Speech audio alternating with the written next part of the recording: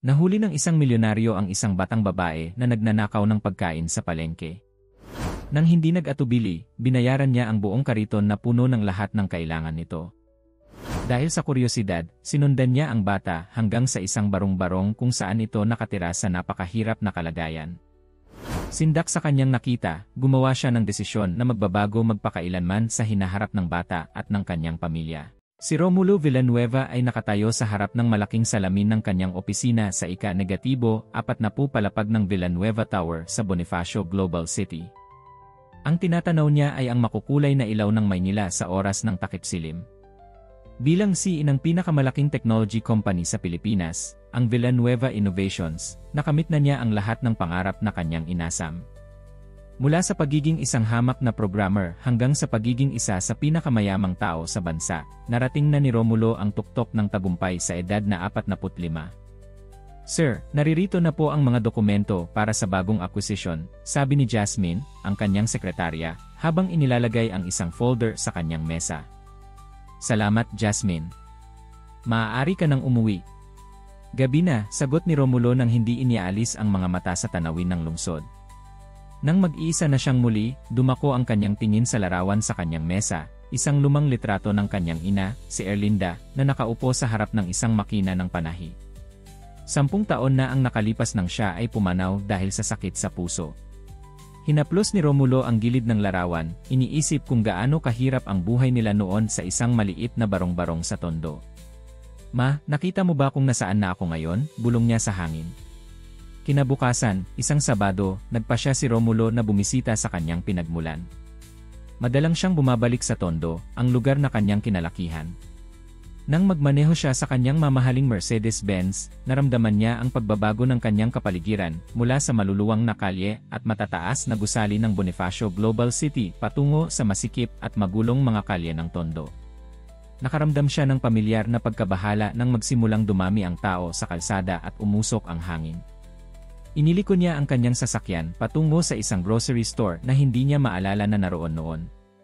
Ipinasya niyang bumili ng ilang bagay bago pumunta sa dating tirahan ng kanyang pamilya. Sa loob ng grocery, naglalakad si Romulo sa mga pasilyo habang pinagmamasdan ang mga ordinaryong tao na namimili ng kanilang pang-araw-araw na pangangailangan. Napansin niya ang isang batang babae, mga 9 na taong gulang, na nag-iisa at nakadamit ng simpleng uniforme ng pampublikong paaralan. May kakaiba sa bata, ang kanyang mga mata ay masinop na nakamasid sa paligid habang dahan-dahang naglalagay ng tinapay at gatas sa loob ng kanyang maliit na backpack. Napatigil si Romulo, nakikilala ang galaw ng batang babae. Ito ay pagkilos ng isang taong desperado, ngunit hindi sanay magnakaw. Nakita niya ang sarili sa bata, ang sariling nakaraan na kanyang tinakasan at ibinaon sa limot. Nang magsimulang lumabas ng tindahan ang batang babae, tumunog ang alarm. Ang security guard ay nagsimulang tumingin sa kanyang direksyon. Sa takot, tumakbo ang bata, mabilis at madulas na gumawa ng daan sa gitna ng mga tao. Inakala ng mga tao na isa itong ordinaryong magnanakaw, ngunit nakita ni Romulo ang takot at determinasyon sa mga mata ng bata. Walang pag-isip, sinundan ni Romulo ang bata. Hindi niya alam kung bakit, ngunit mayroong isang bagay sa batang ito na tumimo sa kanyang puso. Sinundan niya ito patungo sa gitna ng pinakamahihirap na lugar ng Tondo, hanggang sa isang makitid na eskinita kung saan halos hindi kasya ang kanyang malapad na balikat. Sa dulo ng eskinita, nakita niya ang bata na pumasok sa isang maliit at halos bumabagsak na barong-barong. Naghintay si Romulo sa labas, pinag-isipan kung ano ang susunod na gagawin. Sa wakas, nilapitan niya ang bahay at kumatok sa pintuan. Walang sumagot. Kumatok siya muli, at sa wakas, ang maliit na mukha ng batang babae ang sumilip sa maliit na butas sa pinto. "Sino po kayo?" tanong ng bata, ang boses ay puno ng takot. "Hindi kita susumbong. Nakita kita sa grocery at gusto ko lang malaman kung ayos ka lang," sagot ni Romulo, hinihila pababa ang kanyang designer na jacket para hindi masyadong katakot-takot ang kanyang hitsura. "Hindi ako magnanakaw," depensa ng bata, ngunit ang kanyang tinig ay nanginginig. "Kinakailangan lang namin ng pagkain." "Naiintindihan ko," sabi ni Romulo. "Maaari ba akong pumasok? Gusto ko lang makausap ka." Sa pag-aalinlangan, binuksan ng bata ang pinto. Sa loob, nakita ni Romulo ang isang maliit na silid na halos walang kasangkapan. Sa isang sulok, may isang mahinang ilaw na nagpapaliwanag sa isang babaeng nakahiga sa isang manipis na banig. Ang babae ay payat at maputla at halatang may sakit. "Ina ko," paliwanag ng bata sabay bulong. "Nanay ko po siya. Si Marikit po ako." "Magandang hapon po," bati ni Romulo sa babaeng may sakit. "Ako po si Romulo." Ang babae, si Lourdes, ay mahina ngunit sinubukang ngumiti. "Pasensya na po, hindi kami nakapaghanda ng bisita," sabi niya habang sinusubukang umupo. "Huwag na po kayong mag-abala," sagot ni Romulo.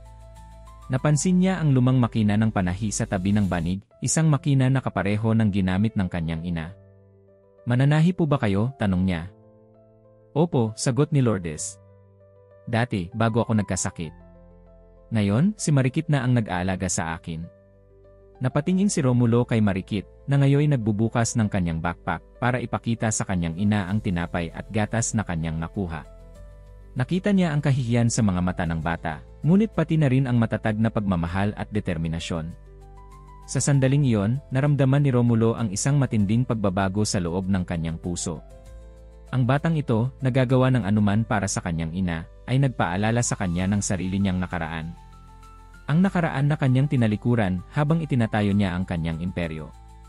"Marikit," sabi niya, "bakit hindi tayo bumalik sa grocery? Bibilhin natin ang lahat ng kailangan niyo, at hindi mo na kailangang itago ang mga ito." Ang mga mata ni Marikit ay nagningning sa hindi makapaniwalang galak. "Talaga po? Hindi niyo po ako isusumbong?" "Hindi," pangako ni Romulo. "Tulungan natin ang iyong ina na gumaling." Habang lumalabas sila ng barong-barong, napagtanto ni Romulo na ang pagkikita nila ay hindi aksidente. Marahil, ito ay paraan upang ipaalala sa kanya kung saan siya nagmula at kung ano pa ang kanyang maaaring gawin sa kapangyarihan at kayamanang kanyang nakamit. Habang naglalakad sila patungo sa kanyang sasakyan, napansin niya ang tatlong batang lalaki na naglalaro sa kalye. Isa sa kanila ang tumingin kay Marikit at kumaway. Ngumiti si Marikit at bumalik ang kaway. "Mga kaibigan mo ba sila?" tanong ni Romulo. "Opo," sagot ni Marikit. "Pinaghahati-hesyan ko po sana sa kanila ang tinapay, tulad ng ginagawa ko lagi." Napatigil si Romulo, napaluha sa sinabi ng bata. Sa kabila ng kanilang kahirapan, nagawa pa rin ni Marikit na magbahagi sa iba. Kung gayon, sabi niya, dapat tayong bumili ng maraming pagkain para sa lahat. Hindi pa alam ni Romulo, ngunit ang simpleng desisyon na ito ang magiging simula ng isang bagong kabanata sa kanyang buhay. Isang kabanata na magbabago hindi lamang sa kanyang sariling landas, kundi maging sa buhay ng maraming tao sa komunidad ng Tondo. Ang mamahaling sasakyan ni Romulo ay hindi pangkaraniwang tanawin sa mga makitid na kalye ng Tondo. Habang nagmamaneho sila patungo sa grocery store, nakaupo sa tabi niya si Marikit, tahimik at halatang hindi komportable sa malambot na upuan ng Mercedes-Benz. "Ganito ba kalaki ang inyong sasakyan, Kuya Romulo?" tanong ni Marikit, ang kanyang mga mata ay nagliliwaliw sa loob ng de-aircon na sasakyan. Sagot ni Romulo, napapangiti sa tawag na "kuya" ng bata. "Kailangan ko ito para sa trabaho ko." "Ano po ba ang trabaho ninyo?" tanong muli ni Marikit, habang pinagmamasdan ang mamahaling relo sa pulso ni Romulo. "Ako ay nagpapatakbo ng isang malaking kumpanya. Gumagawa kami ng mga computer at software," paliwanag niya. "Ah," sagot ni Marikit, bagaman hindi sigurado si Romulo kung naintindihan ba niya talaga. "Kaya po pala kayo mayaman." Ang payak na obserbasyon ng bata ay tumimo kay Romulo. Siya ay mayaman, ngunit anong klaseng mayaman? Gaano ba niya ginagamit ang kanyang kayamanan para tumulong sa iba? Nang makarating sila sa grocery store, hindi makapaniwala si Marikit nang sabihin ni Romulo na maaari siyang kumuha ng anumang gusto niya. Ang mga mata niya ay nanlaki nang makita ang mga estante ng pagkain, mga delata, prutas, gulay, karne, at kung ano-ano pa. "Talaga po ba?" tanong niya, halos bulong. "Naman. Kunin mo ang lahat ng kailangan niyo ng nanay mo," sagot ni Romulo. Unti-unting kumuha si Marikit ng mga bagay, bigas, gatas, tinapay, at ilang delata. Ngunit napansin ni Romulo na pinipili niya ang mga pinakamura at pinakabasik na pagkain. Walang mga matatamis o mga pagkain pambata. "Hindi ka ba mahilig sa chocolate o candy?" tanong niya. Ang mga mata ni Marikit ay nagliwanag, ngunit mabilis siyang umiling. "Hindi na po kailangan. Masyadong mahal." Kinuha ni Romulo ang shopping cart mula sa kanya at nagsimulang maglagay ng iba't ibang uri ng pagkain, mga prutas, gulay, karne, tinapay na may palaman, gatas, cereal, at maraming uri ng matatamis. Nakatingin lang si Marikit sa kanya, hindi makapaniwala. Hindi mo na kailangang mag-alala sa presyo, Marikit. Ako ang bahala, sabi niya. Unti-unting kumuha si Marikit ng ilang chocolate bars at biskwit, tinitingnan palagi si Romulo para sa permiso. Sa bawat tango niya, lumalapad ang ngiti ng bata. Habang sila ay nasa counter na, napansin ni Romulo ang security guard na nakatayo malapit sa pinto, ang parehong guard na nakakita kay Marikit ng tangkaing tumakas kanina. Nilapitan niya ang guard at bulong, "Pasensya na po sa nangyari kanina. Ako na po ang bahala sa lahat." Nabigla ang guard nang makita ang mamayamang lalaki na kasama ang batang babae na kanina ay tumatakbo palabas. Bago pa man makapagsalita ang guard, inabutan siya ni Romulo ng isang business card. "Ako si Romulo Villanueva ng Villanueva Innovations. Kung may kailangan ka, tumawag ka lang," sabi niya. Halos nanlaki ang mga mata ng guard nang marinig ang pangalan. Ang CEO po ng Villanueva Innovations. Tumango si Romulo at nakita niya ang respeto at pagkamangha sa mukha ng guard. Pagkatapos bayaran ang mga pinamili nila na umabot sa halos 10,000 piso, bumalik sila sa bahay ni Marikit. Sa paglalakad nila sa eskinita, maraming kapitbahay ang nakatingin sa kanila, isang mayamang lalaki na may napakaraming grocery bags, kasama ang batang alam ng lahat na mahirap. Nang makarating sila sa bahay, halos hindi mapigilan ni Marikit ang pagkasabik na ipakita sa kanyang ina ang lahat ng kanilang dala. "Nay! Nay! Tignan niyo po kung ano ang dala namin," sigaw niya habang binubuksan ang pinto. Si Lourdes ay nagulat nang makita ang dami ng pagkain na dala nila. "Ano ito, Marikit? Saan mo nakuha ang lahat ng ito?" "Si Kuya Romulo po ang bumili, Nay. Siya po ang tumulong sa akin kanina," paliwanag ni Marikit habang inilalabas ang mga pagkain mula sa mga supot. Tumingin si Lourdes kay Romulo, ang kanyang mga mata ay puno ng tanong at pag-aalinlangan.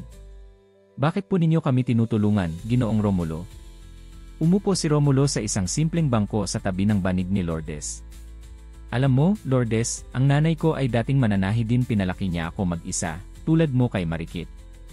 Naaalala ko ang mga pagkakataong wala kaming makain, at kung paano siya nagsakripisyo para lang may makain ako." Huminga siya ng malalim bago magpatuloy. "Ngayon na may kakayahan na ako, pakiramdam ko obligasyon ko na tumulong sa mga tulad ninyo, mga taong nagpapakita ng parehong tapang at determinasyon na nakita ko sa nanay ko." Naluluha, hinawakan ni Lourdes ang kamay ni Romulo. "Salamat po. Hindi ko alam kung paano ko kayo mababayaran." "Hindi mo kailangang bayaran ang tulong," sagot ni Romulo. "Pero may isang bagay akong gusto malaman. Gaano ka nakatagal may sakit?" Napabuntong hininga si Lourdes. "Halos 6 na buwan na po. Nagkaroon ako ng ngi at wala akong sapat na pera para sa gamot. Kaya hindi ako nakakagaling ng maayos at hindi ako makabalik sa trabaho." "At walang ibang tumutulong sa inyo?" tanong ni Romulo. "Wala na po kaming pamilya," sagot ni Lourdes. "Ang asawa ko ay namatay ng 2 taon pa lang," si Marikit. "Mula noon, kaming dalawa na lang ang nag-iisa." Nag-isip ng malalim si Romulo. "Lourdes, gusto kitang dalhin sa ospital para masuri ka ng maayos." "Hindi ko po kaya ang gastos sa ospital," mabilis na sagot ni Lourdes. "Ako ang bahala," sabi ni Romulo. "Dapat kang gumaling para kay Marikit. At habang nagpapagaling ka, tutulungan ko kayong dalawa." Nakikinig lang si Marikit sa kanilang usapan, ang kanyang mukha ay nagpapakita ng pag-asa na matagal na niyang hindi naramdaman. Kinabukasan, dinala ni Romulo sina Lourdes at Marikit sa isang pribadong ospital sa Makati. Nakakagulat sa staff ng ospital ang pagdating ng CEO ng Villanueva Innovations na may dalang isang mahirap na pamilya mula sa Tondo, ngunit walang sinuman ang naglakas loob na magtanong. Matapos ang ilang oras ng pagsusuri, kinausap ng doktor si Romulo sa isang pribadong silid. Hindi lamang hindi ang problema niya, Ginoong Villanueva.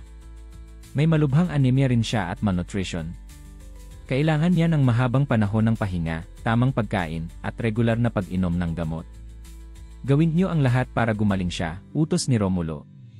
"Ako ang bahala sa lahat ng gastusin." Habang nasa waiting area, nakaupo si Marikit, nakatulog na sa haba ng paghihintay. Pinagmasdan siya ni Romulo, ang batang ito, na napilitang maging matanda sa murang edad dahil sa kahirapan. Ginising niya si Marikit nang makabalik siya. Marikit, kailangan munang manatili ng nanay mo sa ospital ng ilang araw para sa treatment. Sino po ang mag-aalaga sa kanya doon? Tanong ni Marikit, halatang nag-aalala. May mga nurse na bahala sa kanya. At maaari mo siyang bisitahin araw-araw, sagot ni Romulo. Pero habang nasa ospital siya, saan ka titira? Nag-isip si Marikit. Maaari po akong tumira sa bahay namin. Sanay naman po akong mag-isa. Umiling si Romulo. Hindi maaari. Hindi ligtas para sa isang batang tulad mo na mag-isang tumira. Tumahimik si Marikit, hindi alam ang sasabihin. May ideya ako, sabi ni Romulo. May malaking bahay ako sa Makati, malapit sa ospital. Maaari kang tumira doon habang nasa ospital ang nanay mo. May mga katulong akong maaaring tumulong sa pag-aalaga sa iyo. Ang mga mata ni Marikit ay nanlaki sa hindi makapaniwalang tuwa. Talaga po? Pwede po ba yon? Naman, sagot ni Romulo. At maaari tayong bisitahin ang nanay mo araw-araw. Nang ihatid ni Romulo si Marikit sa kanyang mansion sa Forbes Park, halos hindi makapaniwala ang bata sa nakita niya. Ang bahay ay mas malaki pa sa buong compound ng kanilang komunidad sa Tondo. May swimming pool, malaking hardin, at mga kwartong mas malaki pa kaysa sa kanilang buong bahay. Dito po kayo nakatira mag-isa? Tanong ni Marikit habang pinagmamasdan ang malaking grand staircase. Kasama ang mga katulong ko, sagot ni Romulo. Malaki nga, pero madalas ay malungkot din. Bakit po kayo malungkot? Mayaman po kayo, may magandang bahay, maraming pagkain, tanong ni Marikit, hindi maintindihan. Ngumiti si Romulo ng mapait. Minsan, Marikit, ang pera at material na bagay ay hindi sapat para maging masaya. Kailangan mo rin ng pamilya, ng mga taong nagmamahal sa iyo. Wala po ba kayong pamilya? Tanong muli ni Marikit. Wala na, sagot ni Romulo. Ang nanay ko ay namatay 10 taon na ang nakakaraan, at wala akong asawa o anak. Habang pinapanood si Marikit na nagtataka sa paligid ng kanyang malaking bahay, naisip ni Romulo na marahil, sa hindi sinasadyang paraan, si Marikit at ang kanyang ina ang magiging daan para mapunan ang kahungkagan na kanyang naramdaman sa mahabang panahon. Ito ang simula ng isang bagong kabanata sa kanyang buhay, isang kabanata ng pagtulong at pagbabahagi ng kanyang biyaya sa mga taong higit na nangangailangan. Isang linggo ang lumipas mula nang dalhin ni Romulo si Lourdes sa ospital. Araw-araw, dinadala niya si Marikit para bisitahin ang kanyang ina. Unti-unti nang bumubuti ang kalagayan ni Lourdes dahil sa tamang gamot at masustansyang pagkain. Ang bilis ng pagbabago mo, Nay, masayang sabi ni Marikit habang nakaupo sa tabi ng kama ng kanyang ina. Hindi ka na masyadong payat. Ngumiti si Lourdes, ang mga pisngi ay may kaunting kulay na, hindi katulad ng maputla niyang hitsura noong una silang nagkita ni Romulo. Salamat sa iyo at kay Ginoong Romulo. Kung hindi dahil sa inyo, hindi ko alam kung ano ang mangyayari sa atin. Kumusta ang pamamalagi mo sa bahay ni Kuya Romulo? Tanong ni Lourdes sa anak. Sobrang ganda po doon, Nay. May malaking swimming pool, malaking gaye, at maraming pagkain, sabay dagdag, pero mas masaya pa rin kung kasama kita. Habang pinakikinggan ang mag-ina, nakatayo si Romulo malapit sa bintana ng kwarto, tila malalim ang iniisip. Isang linggo na rin mula nang iwan niya ang kanyang opisina para personal na asikasuhin sina Lourdes at Marikit. Natanggap niya ang maraming tawag mula sa kanyang business partner na si Eduardo Reyes, na nababahala sa kanyang biglaang pagliban. Romulo, kailangan ka dito sa kumpanya. Hindi mo pwedeng iwan ang lahat ng responsibilidad mo para alagaan ang isang pamilyang hindi mo naman kilala. Iyan ang huling mensahe na iniwan ni Eduardo sa kanyang voicemail. Ngunit hindi mapaliwanag ni Romulo kung bakit sobrang importante para sa kanya ang tumulong sa mag-inang ito. Marahil, nakikita niya ang sarili niya at ang kanyang ina sa kanila, ang mga pangarap na hindi natupad, ang mga oportunidad na hindi dumating, at ang simpleng kaligayahang hinahanap ng mga simpleng tao. Kuya Romulo, tawag ni Marikit, na bigla siyang inilabas mula sa kanyang pag-isip. Maaari po ba tayong bisitahin ang aking mga kaibigan sa Tondo? Nag-aalala na po ako sa kanila. Hindi ko alam kung may pagkain sila. Napatigil si Romulo sa sinabi ni Marikit. Mula nang makilala niya ang bata, hindi niya narinig na nagrereklamo ito tungkol sa anumang bagay, hindi tungkol sa sariling kagutuman, hindi tungkol sa sakit ng kanyang ina, at ngayon, hindi pa rin siya nag-aalala para sa sarili, kundi para sa kanyang mga kaibigan. Naman, Marikit. Maaari nating bisitahin sila, sagot niya. Kapag nakaalis na ng ospital ang nanay mo, pupunta tayo doon. Maiwan mo muna ako rito, anak, sabi ni Lourdes. Bisitahin mo ang iyong mga kaibigan kasama si Ginoong Romulo. Magiging mabuti rin iyon para sa'yo. Kinabukasan, nagpunta si Romulo at Marikit sa Tondo. Habang naglalakad sila sa pamilyar na mga eskinita, halos lahat ng tao ay nakatingin sa kanila, ang mayamang lalaki na nakabaro ng mamahaling damit at ang batang dati ay isa sa mga pinakamaralita sa kanilang komunidad. Marikit! Marikit, sigaw ng mga bata habang tumatakbo papalapit sa kanila. Ang mga kaibigan ni Marikit, si Buboy, Carlo, at Andoy ay nagmamadaling lumapit, tuwang-tuwa na makita ang kanilang kaibigan. Nasaan ka na? Bakit hindi ka na pumapasok sa paaralan? Tanong ni Buboy. Nasa ospital po si nanay at nakatira ako ngayon kay Kuya Romulo, paliwanag ni Marikit. Pagkatapos, itinuro niya si Romulo. Siya po si Kuya Romulo, tumulong siya sa amin ni nanay. Tumigil ang mga bata, tumingin kay Romulo nang may kahalo ng takot at paghanga. Siya po ba ang lalaking mayaman na sinasabi nilang tumulong sa inyo? Tanong ni Carlo. Tumango si Marikit. Kumusta na kayo? May pagkain ba kayo? Tanong ni Marikit sa kanyang mga kaibigan. Napatingin ang mga bata sa isa't isa, halatang nahihiya. Si Andoy ang nagsalita. Minsan meron, minsan wala. Lalo na ngayong wala ka nang nagbibigay sa amin ng tinapay. Hindi na kayo magugutom, sabi ni Romulo sa mga bata. Saan ang bahay niyo? Gusto kong makausap ang inyong mga magulang. Dinala siya ng mga bata sa kanilang mga bahay. Nakilala ni Romulo ang mga magulang nila, isang tricycle driver na hindi halos makabayad ng renta dahil sa taas ng presyo ng gasolina, isang labandera na nag-aalaga ng 5 anak, at isang construction worker na nawala ng trabaho ng maaksidente. Sa bawat pamilya, nakinig si Romulo sa kanilang mga kwento. Nakita niya ang kanilang paghihirap at ang kanilang pagsisikap na manatiling matatag sa kabila ng kahirapan. Sa bawat kwento, napagtanto niya kung gaano siya kinalimutan ang kanyang pinagmulan at kung gaano siya napalayo sa realidad ng karamihan ng mga Pilipino. Hindi ko maaaring tulungan ang lahat, naisip niya. Pero maaari akong magsimula sa komunidad na ito. Nang gabing iyon, pagka-uwi nila ni Marikit sa kanyang mansyon, nagpakuha siya ng laptop at nagsimulang mag-research. Inalam niya ang sitwasyon ng Tondo, ang mga programa ng gobyerno, at ang posibleng mga paraan para tumulong. Ano po ang ginagawa ninyo, Kuya Romulo? Tanong ni Marikit habang pinapanood siyang nagtitipa sa computer. Nagpaplano kung paano tumulong sa mga kaibigan mo at sa kanilang mga pamilya, sagot niya. Tulad po ng ginawa ninyo sa amin ni nanay, tanong ni Marikit, ang kanyang mga mata ay puno ng pag-asa. Parang ganoon na nga, sagot ni Romulo. Pero mas malaki. Sa sumunod na mga araw, hindi na makilala si Romulo sa tindi ng kanyang trabaho. Nagtayo siya ng isang temporary na opisina sa Tondo, malapit sa bahay ni Marikit, kung saan sinimulan niyang magtala ng lahat ng pamilya sa lugar na nangangailangan ng tulong. Kinuha niya ang ilang pinagkakatiwalaang empleyado mula sa kanyang kumpanya para tulungan siya. Sa loob lamang ng 1 linggo, nakapagtatag siya ng isang programang nagbibigay ng libreng pagkain, gamot, at school supplies sa mahigit 100 pamilya sa komunidad. Ginoong Villanueva, tawag ni Tessa, ang kanyang executive assistant. 3 oras na lang po at may meeting kayo sa board of directors. Kailangan na nating bumalik sa opisina. Tumango si Romulo, ngunit hindi masyadong interesado. Tessa, magkano na ang nagagastos ko sa proyektong ito?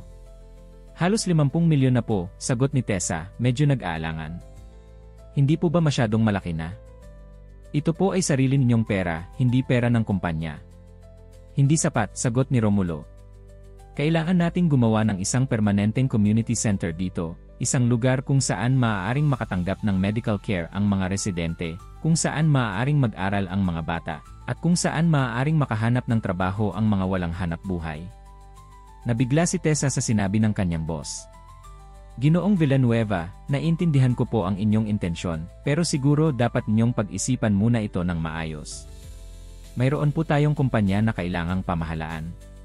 Tessa, sabi ni Romulo, ang kanyang tinig ay seryoso. 10 taon akong nagtatrabaho ng walang pahinga, nagpapalago ng Villanueva Innovations. 10 taon akong kumikita ng bilyon-bilyong piso na hindi ko naman nagagamit. Ano ang silbi ng lahat ng iyon kung hindi ko magagamit para tumulong sa mga taong katulad ko noon? Bago pa makasagot si Tessa, dumating ang isang tawag sa telepono ni Romulo. Si Eduardo iyon, ang kanyang business partner. Romulo, sigaw ni Eduardo sa telepono. Nasaan ka? 2 linggo ka nang hindi pumapasok sa opisina. Ano ba ang nangyayari sa'yo? May board meeting tayo maya-maya at kailangan mo dito. Eduardo, makakarating ako, sagot ni Romulo ng kalmado. Pero may bagay akong kailangang gawin dito. Ano ba yung ginagawa mo dyan sa Tondo? Narinig ko na nagtatayo ka raw ng charity dyan. Nababaliw ka na ba? Ikaw ang CEO ng pinakamalaking tech company sa Pilipinas, hindi ka isang social worker, galit na sabi ni Eduardo. May mas malaking plano ako, Eduardo, sagot ni Romulo. Sasabihin ko sa'yo mamaya. Pagkatapos ng tawag, natigilan si Romulo. Alam niyang hindi madali ang kanyang balak. Maraming tututol, maraming magtatanong, at maraming hindi makakaintindi. Ngunit napagpasyahan na niya ang kanyang gagawin. Kuya Romulo, tawag ni Marikit na nakatayo sa pintuan ng temporary na opisina. Pwede po ba akong sumama sa inyo sa opisina niyo? Gusto ko pong makita kung ano ang trabaho ninyo. Ngumiti si Romulo. Naman, Marikit. Panahon na para makilala ka ng mga tao sa kumpanya ko. Sa loob ng kanyang sasakyan, habang nagmamaneho pabalik sa Bonifacio Global City, naisip ni Romulo ang mga susunod niyang hakbang. Alam niyang masisira ang relasyon niya kay Eduardo, malamang ay maraming shareholders ang hindi sasang-ayon sa kanyang plano, at malamang ay mawala ang ilang investors. Ngunit sa pagtitig niya kay Marikit, na masayang nakatingin sa bintana at namimili sa paligid ng lungsod, alam niyang tama ang kanyang desisyon. Ang batang ito, at ang libu-libong batang katulad niya, ay nangangailangan ng pagkakataong dating hindi niya nakita dahil sa kanyang pagkababad sa mundo ng negosyo at kayamanan. Marikit, tawag niya. Alam mo ba kung bakit kita tinulungan noong araw na nakita kitang kumukuha ng pagkain sa grocery? Umiling si Marikit. Hindi po. Pero salamat po sa pagtulong ninyo sa amin ni Nanay. Nakita ko ang sarili ko sa iyo, sagot ni Romulo. Noon, ako rin ay katulad mo, batang walang gaanong pagkain, inaalala ang aking ina, at ginagawa ang lahat para lang mabuhay. At ngayon, gusto kong ibigay sa iyo at sa mga katulad mo ang pagkakataong hindi ko nakamit noong bata pa ako. Ano pong pagkakataon niyon, Kuya Romulo? Tanong ni Marikit. Ang pagkakataong mabuhay bilang isang bata, maglaro, mag-aral, mangarap, nang hindi inaalala kung may makakain ba bukas, o kung may gamot ba para sa mga mahal sa buhay. Sa sandaling iyon, habang papasok sila sa parking lot ng Villanueva Tower, alam ni Romulo na ang kanyang buhay ay hindi na magiging pareho. Ang pagtatagpo nila ni Marikit ay hindi lamang nagbago sa buhay ng batang babae, kundi pati na rin sa kanya. At ngayon, nakahandang harapin niya ang lahat ng hamon para maisakatuparan ang kanyang bagong misyon sa buhay. Ang Villanueva Tower sa Bonifacio Global City ay isang nakasisilaw na gusali na may 40 palapag ng salamin at bakal. Dito, sa pinakamataas na palapag, naroon ang opisina ni Romulo Villanueva, ang CEO at co-founder ng Villanueva Innovations. Nang pumasok si Romulo sa boardroom, dala-dala si Marikit sa kanyang tabi, halos lahat ng mata ay napako sa kanila. Ang Board of Directors, 11 kalalakihan at babae na nakasuot ng mamahaling Amerikana, at may taimtim na mukha, ay nagulat sa pagkakakitang isang batang babae mula sa Tondo ang kasamang pumasok ng kanilang CEO. Romulo, ano ito? Tanong ni Eduardo, ang Chief Operating Officer at co-founder din ng kumpanya. Ang kanyang tinig ay malamig at formal, hindi katulad ng dating pakikitungo niya kay Romulo. Ang board meeting ay isang pribadong pagpupulong. Hindi lugar para sa bata, dagdag niya, sabay tingin kay Marikit na komportableng nakaupo sa tabi ni Romulo. Si Marikit ay isang espesyal na bisita ko, sagot ni Romulo, hindi pinapansin ang pagtutol ni Eduardo. At siya ang dahilan kung bakit importante ang meeting na ito. Nagsalita si Romulo ng mahigit 1 oras, ipinapaliwanag ang kanyang plano para sa isang bagong foundation na pupundohan ng Villanueva Innovations, ang Bagong Pag-asa Foundation, na ang layunin ay tulungan ang mahihirap na pamilya sa Metro Manila simula sa Tondo. Gusto kong maglaan ng 10% ng ating annual profit para sa foundation na ito, paliwanag ni Romulo. Ito ay malaking halaga, ngunit ito ay isang responsibilidad na dapat nating gampanan bilang isa sa pinakamalaking kumpanya sa bansa. Tumayo si Eduardo, halatang galit. Romulo, ito ay isang tech company, hindi charity organization. Ang 10% ng ating profit ay halos 2 bilyong piso. Paano mo maipapaliwanag ito sa ating mga shareholders? Ipaliliwanag ko na ito ay hindi lamang para sa charity, sagot ni Romulo. Ito ay isang pamumuhunan sa lipunan sa kinabukasan ng ating bansa. At bilang CEO, naniniwala akong responsibilidad natin na gamitin ang ating resources para magbigay ng pagkakataon sa mga walang pagkakataon. Walang kinalaman ang kumpanya sa pagtulong sa mahihirap, giit ni Eduardo. Ang trabaho natin ay kumita para sa ating shareholders, hindi magbigay ng pera sa mga taong hindi naman makakapagbigay ng return on investment. Tumayo si Marikit mula sa kanyang upuan, nakatitig kay Eduardo. Hindi po kailangang magbigay ng pera pabalik ang mga taong tinutulungan, sabi niya, ang kanyang tinig ay maliit ngunit matatag. Minsan, ang pagtulong lang po ay sapat na. Natigilan ang lahat sa silid, nakatitig sa batang babae. Si Eduardo ay napanganga, hindi makapaniwala na sinagot siya ng isang bata mula sa tondo. Hindi mo naiintindihan ang komplikadong mundo ng business, bata, sagot ni Eduardo, ang tono ay nagpapakita ng pagmamaliit. Bumalik ka na lang sa paglalaro ng mga laruan. Eduardo, singit ni Romulo, ang kanyang boses ay mababang-mababa at mapanganib. Huwag mong pagsalitaan ng ganyan si Marikit. Siya ay isang bata, ngunit mas nakakaintindi siya ng tunay na halaga ng pagtulong kaysa sa marami sa atin dito na napapalibutan ng kayamanan. Tumayo si Romulo at nagpatuloy, kung sino man ang tutol sa aking plano, maaari kayong bumoto laban dito. Ngunit gusto kong malaman nyo na ito ang direksyon na nais kong tahakin ng kumpanya, at kung hindi nyo ito gusto, handa akong bumili ng inyong shares o maging ibenta ang aking posisyon sa kumpanya. Isang bulong ng pagkabigla ang kumalat sa silid. Si Romulo, ang pinakamahalagang tao sa kumpanya, ay handang isuko ang kanyang posisyon para sa kanyang bagong advokasya. Hindi mo maaaring gawin ito, Romulo, sabi ni Eduardo.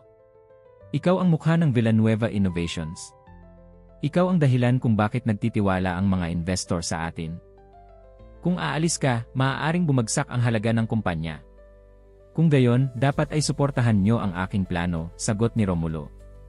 Dahil ito na ang direksyon na gusto kong tahakin. Natapos ang meeting na walang resolusyon. Ang board ay humingi ng 1 linggo para pag-isipan ang bagong plano ni Romulo. Sa kanilang paglabas ng silid, hinawakan ni Eduardo ang braso ni Romulo. Hindi ko alam kung ano ang nangyayari sa'yo, Romulo, sabi niya. Ngunit kung magpapatuloy ka sa ganitong landas, wala akong magagawa kundi protektahan ang kumpanya laban sa iyong mga desisyon. Ginagawa ko lang kung ano ang tama, Eduardo, sagot ni Romulo. At kung hindi mo iyon maintindihan, marahil kailangang kumain ka ng hapunan sa tondo minsan, upang makita mo kung paano nabubuhay ang mga taong hindi kasing swerte natin. Pagkalipas ng ilang araw, kumalat na sa kumpanya ang balita tungkol sa bagong misyon ni Romulo. Karamihan sa mga empleyado ay sumuporta sa kanya, lalo na ang mga nagmula sa mahihirap na pamilya. Ngunit mayroong ilan, lalo na ang mga executive na may malaking investment sa kumpanya, ang tutol sa planong paggastos ng malaking halaga para sa charity. Samantala, nagpatuloy si Romulo sa kanyang mga plano sa tondo. Bumili siya ng isang malaking lot sa lugar at nagsimulang magpatayo ng isang community center. Dito, magkakaroon ng libreng clinic, libreng library, computer lab, at mga silid-aralan para sa mga batang gustong mag-aral. Araw-araw, pagkatapos ng trabaho sa kumpanya, pupunta si Romulo sa tondo kasama si Marikit. Ngayong pauwi na sa kanilang bahay si Lourdes mula sa ospital, nagpasya silang tumira muna sa isang inuupahang apartment malapit sa konstruksyon ng community center. Kuya Romulo, kailan po matatapos ang community center? Tanong ni Marikit isang araw habang pinapanood ang mga trabahador na nagtatayo ng mga pader. Sa loob ng 2 buwan, Marikit, sagot ni Romulo. At ikaw ang unang mag-aaral doon?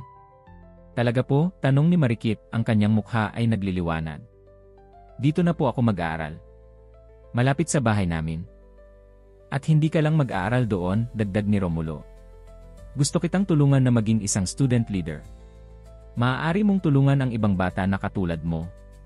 Nagliwanag ang mukha ni Marikit sa ideya. Gusto kong tumulong, Kuya Romulo, tulad ng pagtulong ninyo sa amin. Sa mansyon ni Romulo, maraming dokumento ang naghihintay sa kanyang atensyon. Ang kanyang personal assistant, si Tessa, ay nababahala na sa dami ng trabaho na naiipon sa kanyang opisina. Sir, sabi ni Tessa isang gabi, may 20 kontrata na kailangang pirmahan, 5 proyekto na kailangang aprubahan, at 3 international clients na gusto kayong makausap. Tessa, kailangan kong unahin ang foundation, sagot ni Romulo habang binabasa ang mga plano para sa community center. Sir, maingat na sabi ni Tessa, alam ko po na importante ang foundation sa inyo, ngunit kailangan din po ng kumpanya ang inyong atensyon. Sinubukan ni Sir Eduardo na kunin ang ilang desisyon sa board noong wala kayo. Napatingin si Romulo. Anong desisyon? Gusto po niyang limitahan ang inyong kapangyarihan bilang CEO, Sir, sagot ni Tessa. Sinasabi niya na kailangan ng safety measures para protektahan ang kumpanya laban sa mga hindi makatwiran na desisyon. Napahinga ng malalim si Romulo. Kaya ganoon pala. Gusto niyang tanggalin ako sa posisyon ko. Hindi po ganoon ang sinabi niya, mabilis na sagot ni Tessa. Pero parang iyon nga po ang intensyon. Nakuha ba niya ang suporta ng board? Tanong ni Romulo. Hindi pa po. Marami sa kanila ay loyal pa rin sa inyo. Ngunit natatakot po sila na baka po kayo ay masyadong nakatuon sa foundation at napapabayaan na ang kumpanya. Napagtanto ni Romulo na kailangan niyang kumilos ng mabilis. Hindi niya maaaring hayaang masakripisyo ang isa para sa ikalawa. Kailangan niyang mapanatili ang kanyang posisyon sa kumpanya para maisakatuparan ang kanyang plano para sa foundation. Kinabukasan, nagpatawag siya ng isang emergency meeting sa mga pinakamataas na executive ng kumpanya. Doon, ipinaliwanag niya ang kanyang bagong plano para sa kumpanya at sa foundation. Hindi lamang ito tungkol sa pagbibigay ng pera, paliwanag niya. Ito ay tungkol sa paglikha ng isang legacy.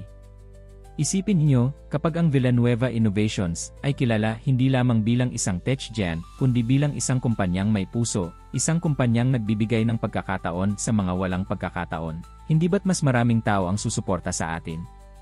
Hindi ba't mas maraming talentadong tao ang gustong magtrabaho para sa atin? Dahan-dahan, nakita ni Romulo na nagbabago ang ekspresyon ng mga executive. Naiintindihan nila ang punto niya. At ito ay hindi lamang charity, dagdag niya. Ang mga bata na ating tutulungan ngayon ay maaaring maging mga future engineer, developer, at innovator ng ating kumpanya sa hinaharap. Ini-invest natin ang pera sa future workforce natin. Matapos ang meeting, lumapit si Marcos, isa sa pinakamataas na executive, kay Romulo. Sir, matagal na akong naniniwala na kailangan ng kumpanya na magkaroon ng mas malaking social impact, sabi niya. Susuportahan ko kayo sa board meeting sa susunod na linggo. Unti-unti, nakakuha si Romulo ng suporta mula sa iba pang mga executive. Ngunit alam niyang si Eduardo ay hindi susuko ng ganoon kadali. Sa mga susunod na araw, nakatanggap si Romulo ng maraming tawag at email mula sa mga investor at shareholder na nababahala tungkol sa kanyang plano. May mga banta na ibebenta nila ang kanilang shares, may mga tanong tungkol sa kanyang mental stability, at may mga akusasyon na sinasakripisyo niya ang kumpanya para sa isang personal na kapritsyo. Sa gitna ng lahat ng ito, dumating si Marikit sa kanyang opisina isang hapon, dala ang isang maliit na proyekto na kanyang ginawa sa paaralan, isang hand-drawn na card na may mensaheng, "Salamat po, Kuya Romulo, dahil binigyan niyo kami ng pag-asa." Habang hawak ang card, naramdaman ni Romulo ang determinasyon na lumakas. Alam niyang tama ang kanyang ginagawa, at walang sinumang makapipigil sa kanya, kahit na ang kanyang dating kaibigan at business partner.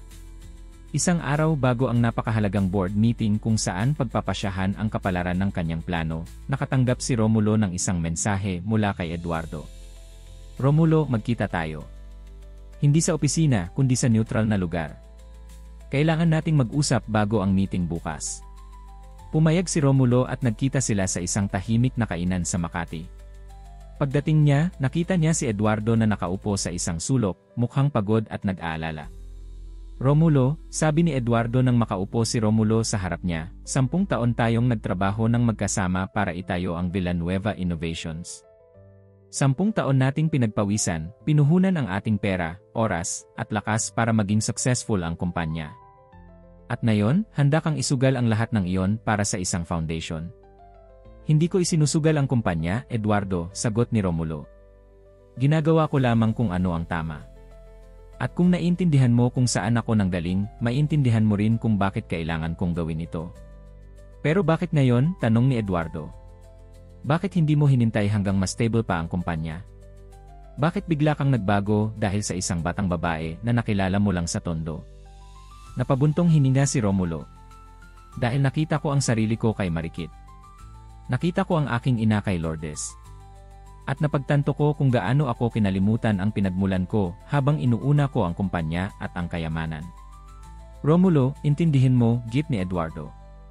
Hindi ako tutol sa pagtulong. Tutol ako sa paglalagay sa panganib ng kumpanya na ating pinaghirapan. Kung gusto mong tumulong, gamitin mo ang sarili mong pera, hindi ang pera ng kumpanya. Ginagamit ko rin ang sarili kong pera, sagot ni Romulo. Pero hindi sapat iyon. Kailangan natin, bilang isang malaking kumpanya, na magkaroon ng mas malaking impact. Hindi lamang para sa EA o marketing, kundi dahil ito ang tama. Tumahimik si Eduardo, tila pinag-iisipan ang sinabi ni Romulo. Sa wakas, nagsalita siya. Bukas, sa board meeting, magkakaroon ng dalawang panig, ang panig mo at ang panig ko. Romulo, ikaw ang nag-umpisa ng kumpanyang ito, ngunit hindi ibig sabihin na ikaw lang ang may karapatan na magdesisyon para dito. Kung manalo ka bukas, susuportahan kita. Ngunit kung matalo ka, kailangan mong tanggapin at bumalik sa dati nating direksyon. At kung hindi ako pumayag, tanong ni Romulo. Kung gayon, wala akong magagawa kundi protektahan ang kumpanya, kahit na ibig sabihin nito ay kailangan kong tanggalin ka bilang CEO. Habang umaalis si Romulo mula sa kainan, alam niyang nakaharap siya sa pinakamalaking hamon ng kanyang buhay. Hindi lang ang foundation ang nakasalalay, kundi pati na rin ang kumpanyang kanyang itinayo mula sa wala. Sa kanyang pagmamaneho pabalik sa Tondo, kung saan naghihintay sina Marikit at Lourdes, pinag-isipan niya ang mga susunod niyang hakbang. Alam niyang hindi ito magiging madali, ngunit alam din niya na hindi niya maaaring talikuran ang landas na kanyang pinili, umaga ng board meeting. Ang araw ay suminag sa mga salaming bintana ng Villanueva Tower, na para bang sumasalamin sa kahalagahan ng araw na yon. Si Romulo ay nakatayo sa harap ng salamin sa kanyang opisina, inaayos ang kanyang kurbata. Iba ang kanyang pakiramdam sa araw na yon, hindi ito katulad ng maraming board meeting na kanyang dinaluhan. Sa araw na yon, nakasalalay ang kinabukasan hindi lamang ng kanyang kumpanya, kundi pati na rin ng mga bata sa Tondo na umaasa sa kanya. Sir, naghihintay na po sila sa boardroom, sabi ni Tessa, ang kanyang assistant, mula sa pintuan. Salamat Tessa, sagot ni Romulo. Nasaan si Marikit at ang kanyang ina? Nasa visitors lounge po sila, sir, kasama si Ma'am Jasmine ng EA department, sagot ni Tessa. Tumango si Romulo. Pakisabi sa kanila na maaaring tumagal ang meeting na ito. Pakibigyan sila ng anumang kailangan nila.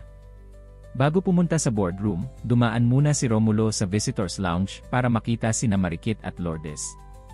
Nakaupo si Marikit, nagbabasa ng libro, habang si Lourdes ay nakatingin sa bintana, namangha sa tanawin ng Bonifacio Global City mula sa ika-negatibo 40 palapag. Kuya Romulo, sigaw ni Marikit nang makita siya. Good luck po sa meeting ninyo. Umiti si Romulo at yumuko para yakapin si Marikit. Salamat, Marikit. Gagawin ko ang lahat para manalo tayo. Sir Romulo, sabi ni Lourdes, tumayo at lumapit sa kanya. Gusto ko pong magpasalamat sa lahat ng ginawa ninyo para sa amin. Kahit ano pa ang mangyari ngayon, hindi po namin makakalimutan ang kabutihan nyo. Wala yon, Lourdes, sagot ni Romulo. Kung hindi dahil kay Marikit, hindi ko sana natuklasan muli ang tunay na halaga ng pagtulong sa kapwa. Matapos ang maikling pag-uusap, nagpunta si Romulo sa boardroom. Pagpasok niya, naramdaman niya kaagad ang tensyon sa silid. Ang 11 miyembro ng board ay nakaupo na sa kanilang mga lugar. Sa gitna ng table, sa kabilang dulo, nakaupo si Eduardo, ang kanyang dating kaibigan at kasalukuyang kalaban. Magandang umaga sa lahat, bati ni Romulo, formal ngunit may tiwala. Salamat sa inyong pagdalo sa espesyal na board meeting na ito. Sa sumunod na 2 oras, nagkaroon ng mainit na debate tungkol sa plano ni Romulo. May mga sumuporta sa kanya, tulad ni Marcus at iba pang executive na nakumbinsi niya noong nakaraang linggo.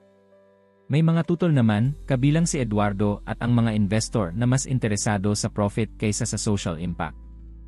Ang 10% ng ating profit ay napakalaking halaga, giit ni Eduardo.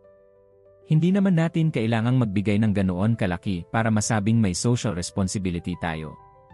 Ang 5 o 3% ay sapat na. Hindi sapat ang 3 o 5% para sa uri ng pagbabago na gusto kong makamit, sagot ni Romulo. Ang Bagong Pag-asa Foundation ay hindi lamang isang charity project. Ito ay isang pamumuhunan sa kinabukasan ng ating lipunan, at sa huli, sa kinabukasan din ng ating kumpanya. Habang nagpapatuloy ang debate, dumating si Tessa, mukhang nag-aalala, at bumulong kay Romulo. Sir, may emergency po sa Tondo. May sunog po malapit sa construction site ng community center. Natigilan si Romulo. Gaano kalala? Malala po, sir. Apektado po ang ilang bahay, kabilang ang apartment ni na Marikit at ng kanyang ina. Walang pag-aalinlangan, tumayo si Romulo. Pasensya na po sa lahat pero kailangan kong umalis. May emergency sa proyekto namin sa Tondo. Romulo, sigaw ni Eduardo. Hindi pa tapos ang meeting. Hindi mo maaaring iwan ito sa gitna ng napakahalagang diskusyon. Mas mahalaga ang buhay ng mga tao kaysa sa anumang meeting, Eduardo, sagot ni Romulo, sabay labas ng silid. Mabilis na nagpunta si Romulo sa Visitors Lounge, kung saan nakita niyang naiiyak na si Marikit habang nakikinig sa balita sa telepono. Marikit, tawag niya. Ano ang nangyari? Kuya Romulo, sagot ni Marikit, ang boses ay nanginginig. May sunog po sa malapit sa amin. Ang bahay po ni Nabuboy at iba pang kaibigan ko nawala na po. Walang nasaktan, tanong ni Romulo. Hindi pa po namin alam, sagot ni Lourdes. Kailangan po naming bumalik agad. Sasamahan ko kayo, sabi ni Romulo. Tessa, ihanda ang kotse. Lourdes, Marikit, tara na. Sa pagbaba nila sa parking lot, nakita ni Romulo si Eduardo na tumatakbo patungo sa kanila. Romulo! Saan ka pupunta? Sigaw niya. May sunog sa Tondo, Eduardo. Kailangan kong pumunta roon. At ang meeting? Hindi pa tayo tapos, git ni Eduardo. Magpatuloy kayo kung gusto ninyo, sagot ni Romulo. Pero mas kailangan ako ng mga tao sa Tondo ngayon.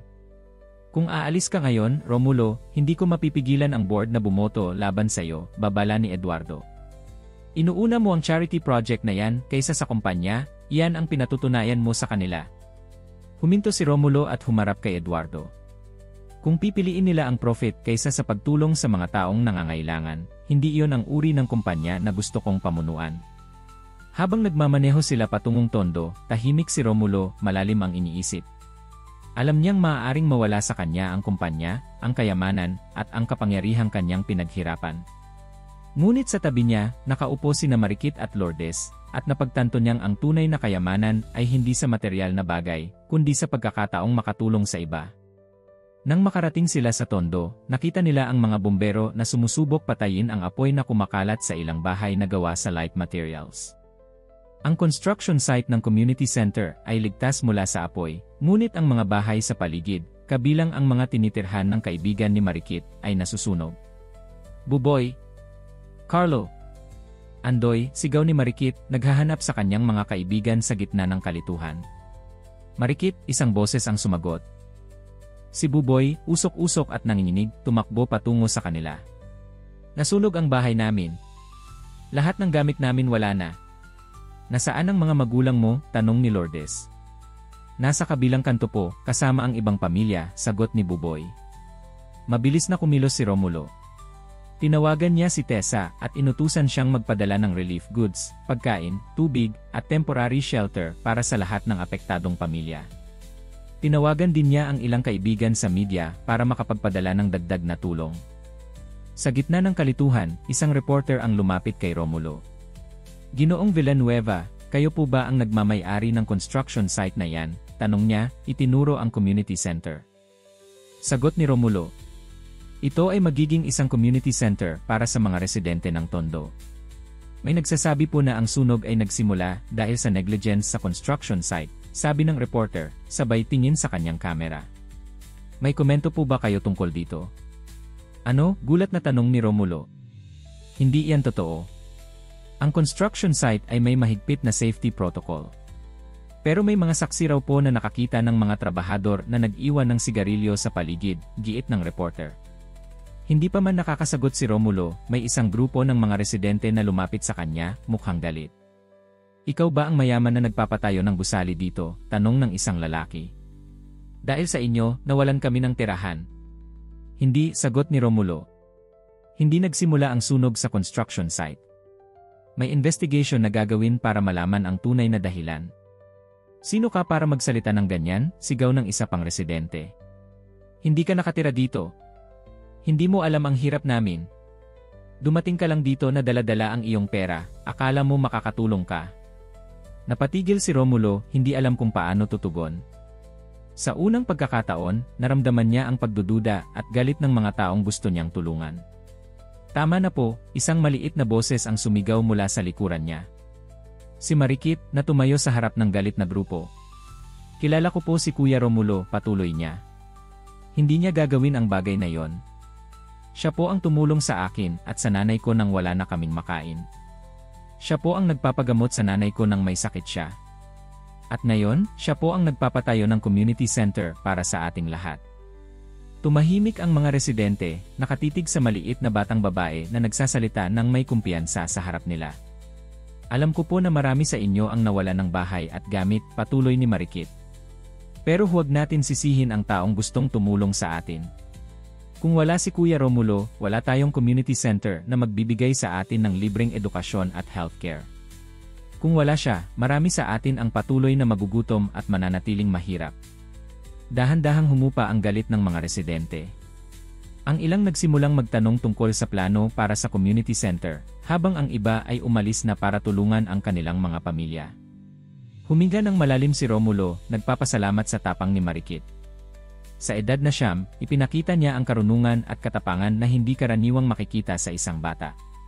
Habang abala si Romulo sa pag-aayos ng relief operations, tumunog ang kanyang telepono. Si Tessa yon. Sir, sabi niya, ang boses ay nanginginig. Tapos na po ang board meeting. At ano ang nangyari? Tanong ni Romulo, alam na ang sagot. Nagkaroon po ng voting, sir. 8-3. Bumoto sila na alisin kayo bilang CEO at palitan ni Sir Eduardo. Natigilan si Romulo. Kahit na inaasahan niya ito, masakit pa rin ang katotohanan. Naiintindihan ko, sagot niya. Salamat sa pagpapaalam, Tessa. Sir, ano po ang gagawin niyo? Tanong ni Tessa. Gagawin ko kung ano ang tama, sagot ni Romulo. Tulad ng ginagawa ko ngayon. Pagkatapos ng tawag, naupo si Romulo sa isang bench malapit sa construction site, pinagmamasdan ang mga bombero na patuloy na pinapatay ang natitirang apoy. Nawala ang kanyang kumpanya, ang kanyang legacy, ang kanyang pinagkukunan ng kapangyarihan at kayamanan. Ngunit sa halip na malungkot, naramdaman niya ang isang kakaibang kalayaan. Lumapit si Marikit at umupo sa tabi niya. Kuya Romulo, ayos lang po ba kayo? Naman, Marikit, sagot ni Romulo. May nangyari lang sa kumpanya ko, pero ayos lang. Ano pong nangyari? Tanong ni Marikit. Hindi na ako ang CEO, simpleng sagot ni Romulo. Hindi na ako ang boss. Bakit po? Gulat na tanong ni Marikit. Sino po ang nagdesisyon noon? Ang board of directors, sagot ni Romulo. Hindi sila sang-ayon sa planong pagtulong natin sa mga tao dito sa Tondo. Hindi na po ba matutuloy ang community center? Nag-aalalang tanong ni Marikit.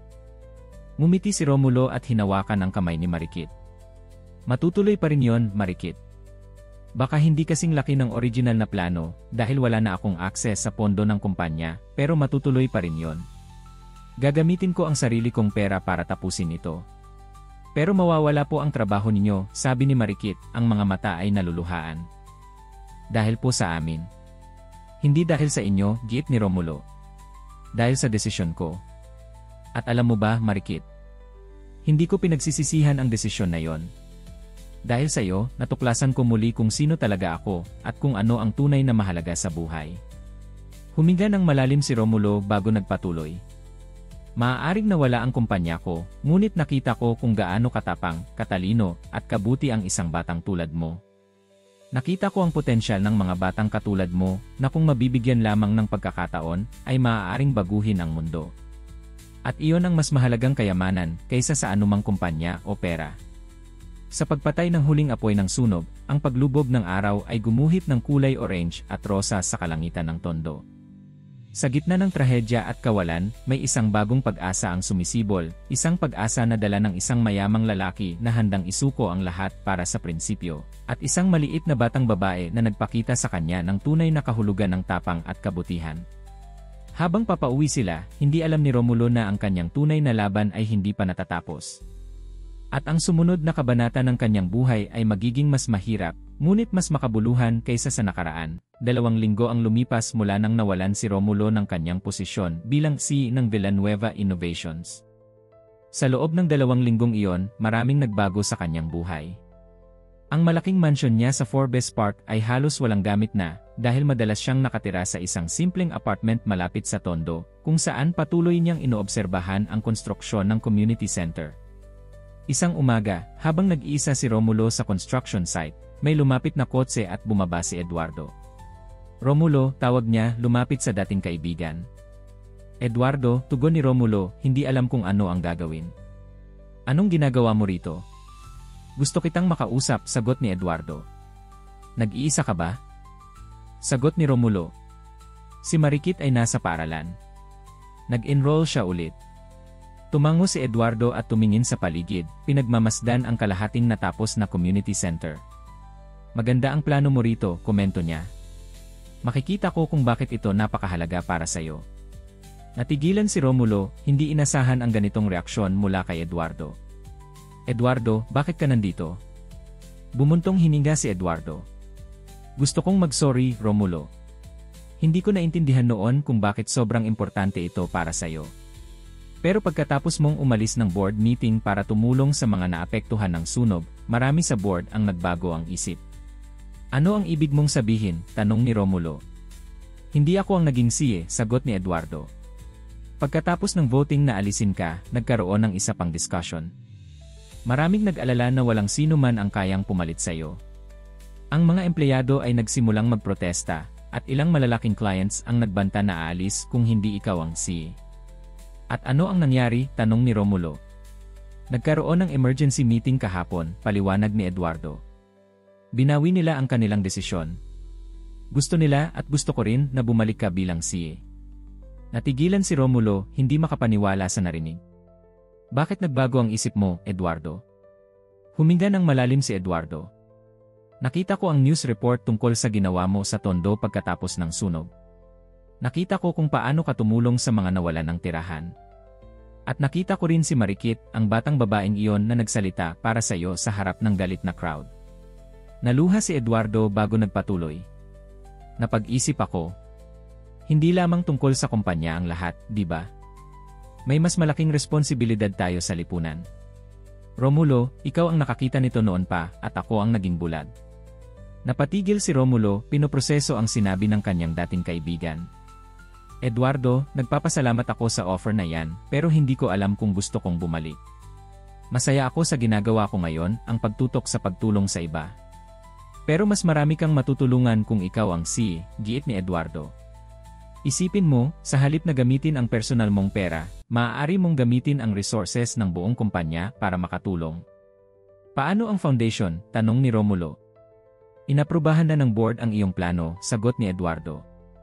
10% ng profit, tulad ng iyong hiningi. At gusto rin nilang ikaw ang mamahala nito. Hindi makapaniwala si Romulo sa narinig. Paano nangyari yon? Nakita nila kung gaano kahalaga ito para sa'yo, sagot ni Eduardo. At nakita rin nila kung paano ito maaaring magbenepisyo sa kumpanya. Mula nang naging viral ang balita tungkol sa iyong pagbisita sa Tondo, mas maraming tao ang sumusuporta sa Villanueva Innovations. Tumaas ang stocks natin, at maraming talented na mga tao ang gustong magtrabaho para sa atin dahil sa corporate social responsibility na ating pinapakita. Natawa si Romulo. Kaya pala, nakita nila ang business opportunity. Hindi lang yon, giit ni Eduardo. Naniniwala na rin sila sa iyong vision. Gusto rin nilang maging parte ng pagbabago na gusto mong mangyari. Sa sandaling iyon, dumating si Marikit, nakasuot ng bagong uniforme ng paaralan. Kasama niya si Lourdes, na ngayon ay mas malusog na at may kulay ang mukha. Kuya Romulo, tawag ni Marikit, tumakbo papalapit sa kanya. Tinanggap na ako sa paaralan. Makakapag-aral na ako ulit. Napakagandang balita niyan, Marikit, sagot ni Romulo, ngunit napansin niyang napatigil si Marikit nang makita si Eduardo. Sino po siya? Tanong ni Marikit, tumungo kay Eduardo. Siya si Eduardo, pakilala ni Romulo. Ang aking business partner at kaibigan. Ikaw po ba ang hindi sang-ayon sa mga plano ni Kuya Romulo para sa amin? Tanong ni Marikit, hindi nakatiis. Namula si Eduardo at tumango. Ako nga. Pero nagbago na ang isip ko ngayon. Napagtanto ko kung gaano kahalaga ang proyekto ni Kuya Romulo mo. Talaga po? Tanong ni Marikit, ang mata ay nagliliwanag. Sagot ni Eduardo. At iniimbitahan ko ngayon si Kuya Romulo mo na bumalik sa kumpanya para ipagpatuloy ang kanyang proyekto. Nagliwanag ang mukha ni Marikit. Kuya Romulo, ibig sabihin po ba nito na matutuloy ang community center? Naman, Marikit, sagot ni Romulo. Matutuloy pa rin yon kahit na hindi ako bumalik sa kumpanya. Pero kung babalik ako mas marami pa kayong matutulungan, dagdag ni Marikit, natutuwa. Sige po, bumalik na kayo. Ngumiti si Romulo, natutuwa sa simple ngunit malalim na pangunawa ng bata.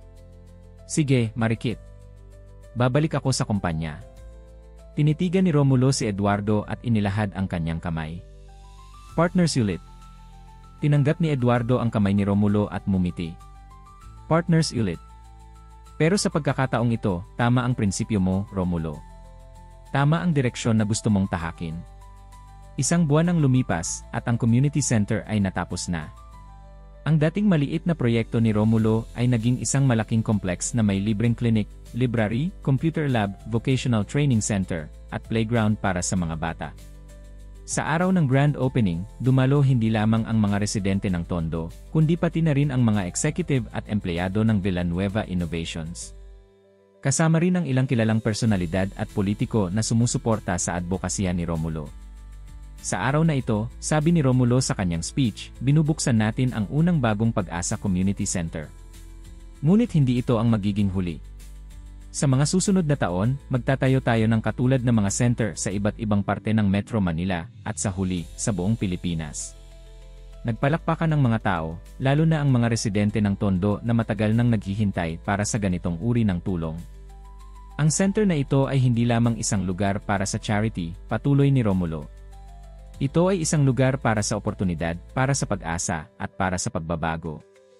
Dito, ang mga bata ay mabibigyan ng dekalidad na edukasyon, ang mga may sakit ay mabibigyan ng libreng healthcare, at ang mga walang trabaho ay mabibigyan ng skills training para makahanap ng hanapbuhay.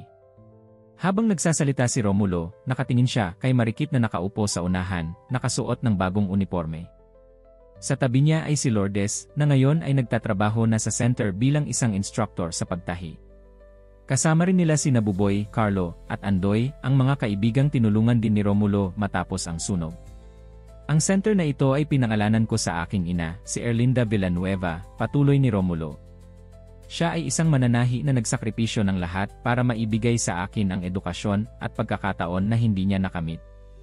At sa pamamagitan ng center na ito, gusto kong ibigay sa iba ang pagkakataon na ibinigay niya sa akin.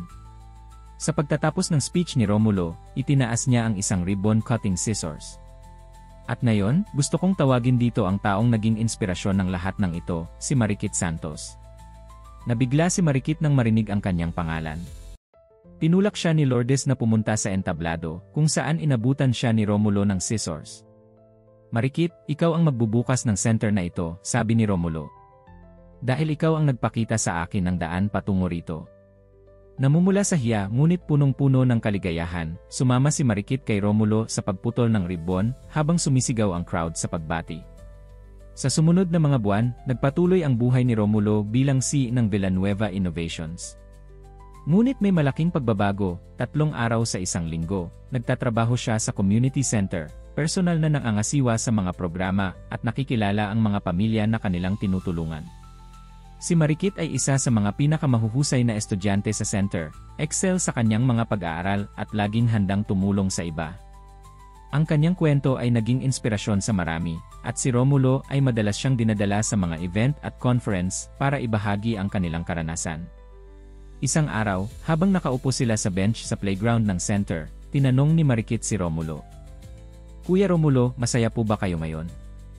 Napangiti si Romulo at tumingin sa paligid, sa mga batang naglalaro, sa mga nanay na nag-aaral ng skills para makahanap ng trabaho, at sa mga volunteer na masayang tumutulong. Marikit, sagot niya. Mas masaya ako ngayon kaysa noon, nang wala pa kita sa buhay ko.